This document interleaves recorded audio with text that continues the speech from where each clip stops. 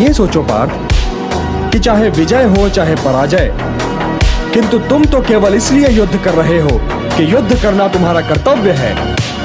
तो विजय के सुख या पराजय के दुख का प्रश्न ही नहीं उठता। विजय और पराजय, जीवन और मृत्यु, सुख और दुख के प्रश्नों में ना उलझो और युद्ध करो। यदि इस युद्ध में तुम्हारी विजय हुई तो पृथ्वी का राज्य और यश भोगोगे, और यदि वीर गति को प्राप्त हुए तब भी यश के साथ साथ स्वर्ग पाओगे। इसलिए हे कौन्तेय, उठो, सुख दुख, लाभ हानि, जय पराजय सबको समान समझो और युद्ध करो, कि यही तुम्हारा क्षत्रिय कर्तव्य भी है और मानव धर्म भी। और जो न विजय से सुखी हो और न पराजय से दुखी, वही स्थित प्रज्ञ है, यही कर्म योग है। तुम सर्वश्रेष्ठ धनुर्धर हो, परंतु यदि तुम्हारा आखेट तनिक भी इधर से उधर हो जाए तो तुम चूक जाओगे। तुम्हारा अधिकार तुम्हारे वाण संधान पर है, तुम्हारा अधिकार तुम्हारी दृष्टि पर है, परंतु उस मृग पर तुम्हारा कोई अधिकार नहीं जिसकी ओर तुम बाण चला रहे हो। हे धनंजय, सत्पुरुष कभी अपने अधिकारों की सीमा का उल्लंघन नहीं करते।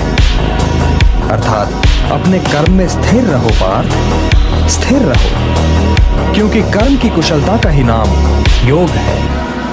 मेरा हाथ तो अब भी गांडीव की ओर नहीं बढ़ रहा है केशव। मेरी समझ में तो अब भी ये नहीं आ रहा है कि इस युद्ध से लाभ क्या होगा।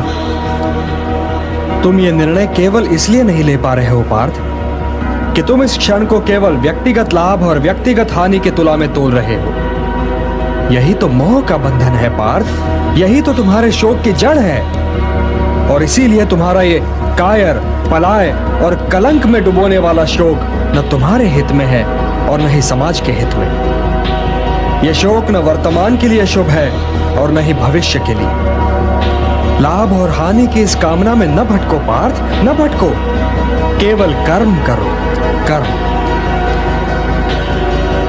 हे पार्थ, सामान्य पुरुष विषय का ध्यान करता है और विषय का ध्यान उसे आसक्त बना देता है। इस आसक्ति या लगाव से काम का जन्म होता है। जब काम की पूर्ति नहीं होती तो क्रोध उत्पन्न होता है। जब क्रोध उत्पन्न होता है तो विषय के प्रति मोह और बढ़ जाता है, और जब मोह और बढ़ जाता है पार्थ, तो सोचने की शक्ति भटक जाती है।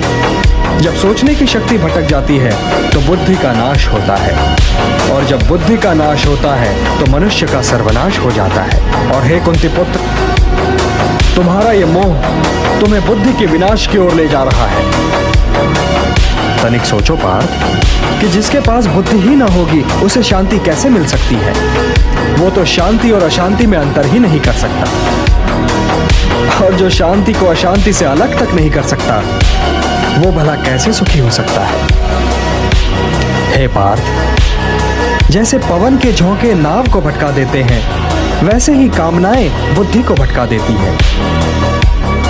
इंद्रियाणाम हि चरताम यन्मनो अनुविधीयते तदस्य हरति प्रज्ञाम वायुर्नावम इवाम्भसि। इसलिए हे महाबाहो, अपनी इंद्रियों को अपने वश में रखो, स्वयं ही उनके वश में न हो जाओ। पार्थ, ये बात ध्यान से सुनो और समझो कि जब संसार सोता है तब मुनि जागता है, और जब संसार जागता है तब मुनि सोता है।